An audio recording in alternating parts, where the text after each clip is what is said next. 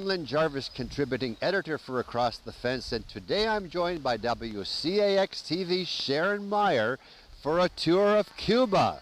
The tumultuous U.S.-Cuba relationship had its roots in the Cold War. In 1959, Fidel Castro seized control of Cuba, and 2 years later, after learning that he was secretly allowing the Russians to build a missile base on the island, the U.S. severed all diplomatic ties.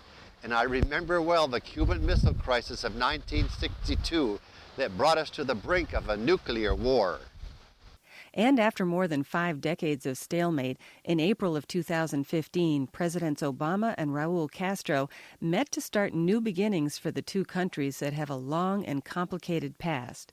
The ultimate goal, to lift the embargo and reestablish diplomatic relations. Havana lies just 105 miles from Key West, Florida, and when the embargo is lifted, commercial, economic, and financial ties between the two countries can resume. The average income now in Cuba is about $20 a month, but the communist government does provide free health care and education. We asked Claudia Reyes what the lifting of the U.S. embargo would mean to her country. A lot of positive changes, mainly in the health and education areas. Remember that most of the raw materials that go into the manufacturing of imported medicines in Cuba come from other countries, and now they can't provide because of the embargo. When we can get the medical supplies we need, it will be good for all of us. Also, our economy will improve as tourism will increase. A lot of people come to Cuba now, but with limitations. With the lifting of the embargo, they can visit with no fear, and we think it's going to end with a big party.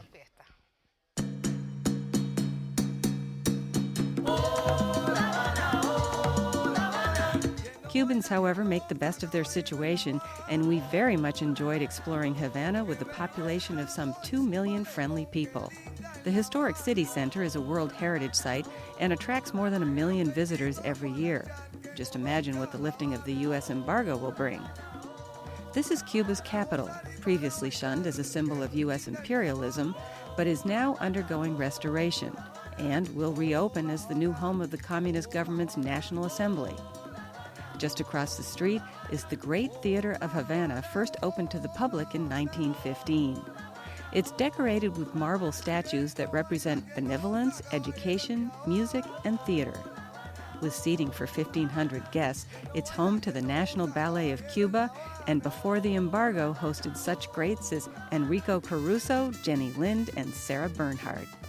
Cuba's glory days were sensational, with Cuban workers having the 8th highest wages in the world, and more Americans lived here than Cubans in the U.S.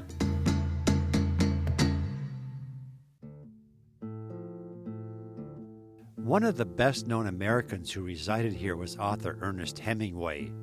From 1932 to 1939, he resided here at the Ambos Mundos Hotel, where he chose room 511, and with its warm sea breezes and beautiful views of the city, it was an ideal place for writing. On this Remington typewriter, he started to write his acclaimed novel, For Whom the Bell Tolls, for which he won both the Nobel and Pulitzer Prizes for literature. Hemingway did like to drink, and nearby is one of his favorite bars, La Bodeguita del Medio, that lays claim to being the birthplace of the best mojito in the city. It's made with plenty of rum, fresh mint, sugar, and club soda all mixed together with lime juice. And served up by an attractive Cuban waitress, it tasted pretty good.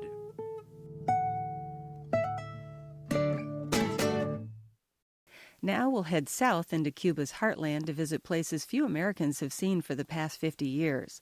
Our first stop will be Cienfuegos, then on to Trinidad and Sancti Spiritus, ending in Santa Clara before returning to Havana.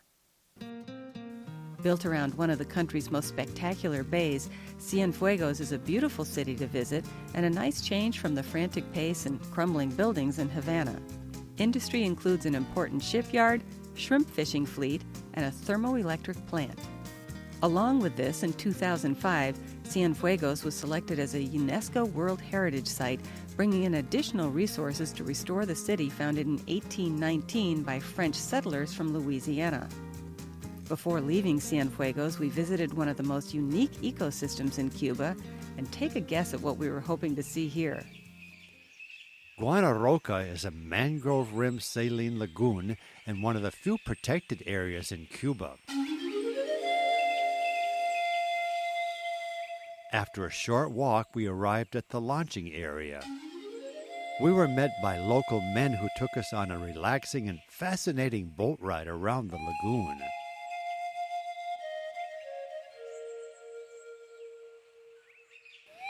Sharon and her husband Rainey's guide was Ricardo, a strong man who lives nearby and knows the area well.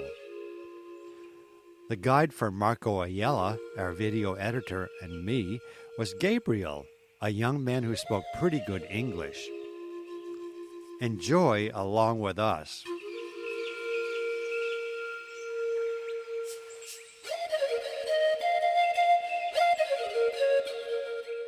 And there they were, what we were hoping to see, a colony of some 100 flamingos, very pink due to the abundance of shrimp in the lagoon. They are non-migratory and mate for life and have one chick each year. One of the rowboats got a little too close, and off they went to a more secluded part of Guanarroca.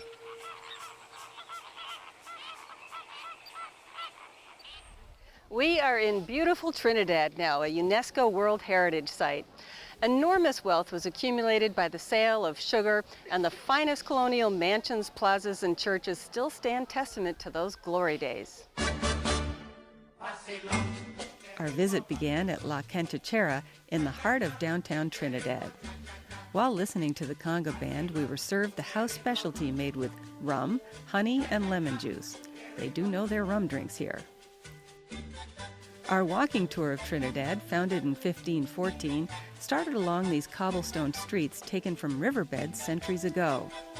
It wasn't long before we came upon these locals who keep their ancient streets alive with the sound of music. This is the beautiful Plaza Mayor, a splendid example of Spanish colonial architecture with pastel-colored houses and wrought iron gates and fences. Moving along, we came to the Catholic Church with the bell tower there to the left. On this beautiful day, it was open for those who wished to climb. And what a spectacular view of the city below with the Escambray Mountains as a backdrop. Cuba and cigars are synonymous, making tobacco one of the major sources of income for the country, some $200 million a year. Maria has been rolling cigars for 25 years and invited us to observe. After separating, the dried tobacco leaves are set aside for later use. The bulk of the cigar is filler, folded by hand to allow the perfect passageway of smoke through the length of the cigar. Once created, binder leaves are added and the cigar is placed in a mold for up to a half hour to settle into place. During this time, wrapper leaves are selected. They are of the best quality and determine the cigar's character and flavor. The most popular are Coronas, about 5.5 to 6 inches long, and Maria was selling hers for $4 a piece.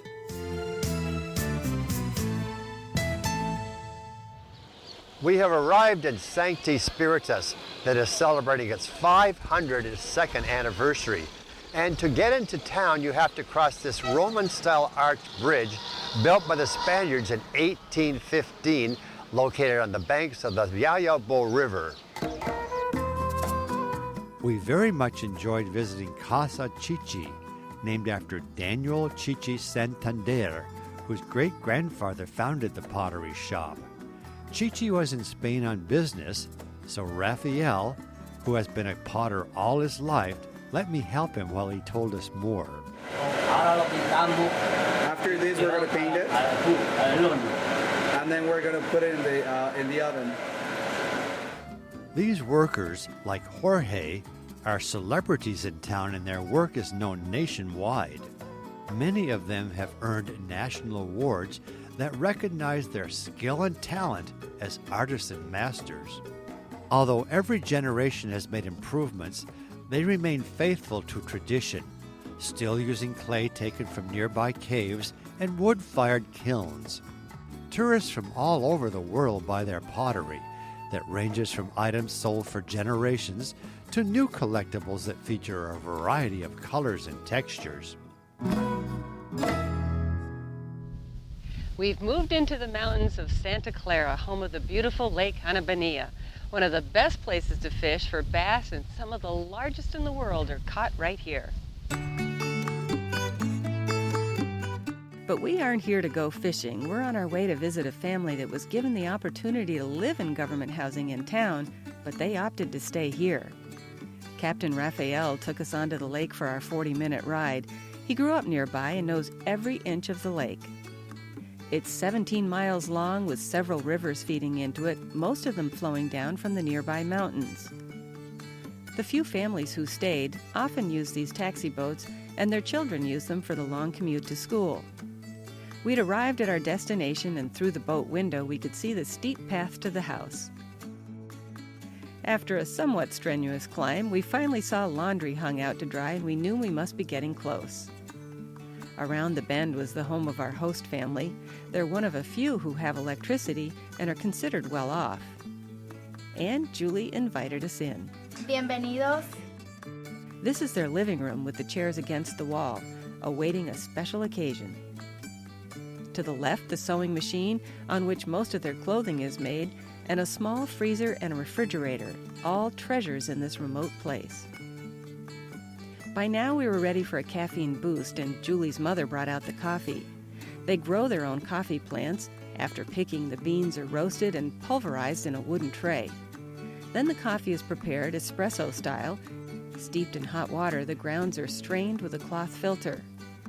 Cuban coffee is known for its strong taste, served in small cups with excessive caffeine and sugar. I asked Ivana and Daniel from Argentina their impressions. Intenso. On our way to Santa Clara, we stopped to enjoy a beautiful view of the Escambre Mountains. Its tallest peak, San Juan, stands 3,150 feet above sea level. In the valley below, sugarcane fields stretch as far as the eye can see. Cuba was once the world's largest sugar exporter at some 8 million tons annually. Now it's less than half that. This is the monument to the derailed armored train, an important piece of history that helped Che Guevara end the 7-year dictatorship of Fulgencio Batista, ending his rule of Cuba back in 1958.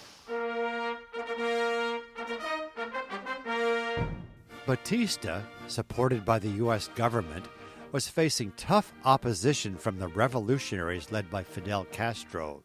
In an effort to defeat them, Batista sent an armored train from Havana carrying armed soldiers, ammunition, and provisions for 2 months.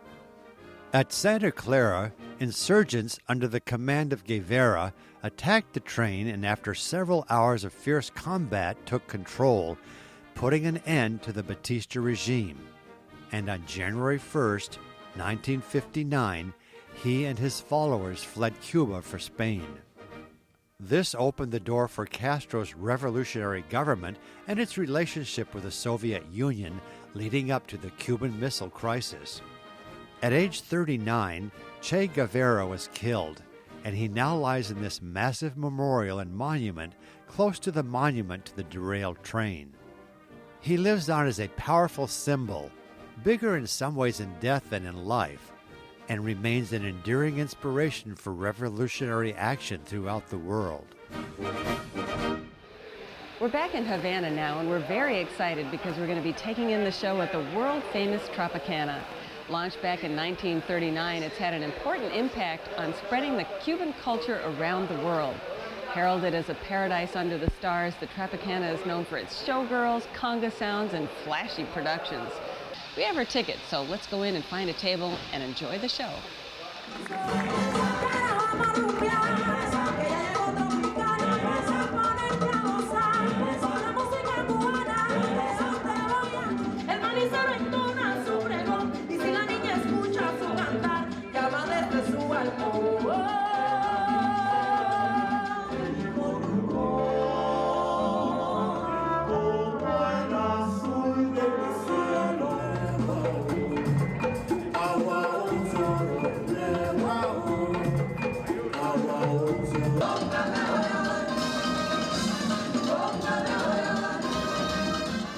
At the Tropicana here in Havana, Cuba, for Across the Fence, I'm Lynn Jarvis along with Sharon, Rainey, and Marco. Thank you for watching.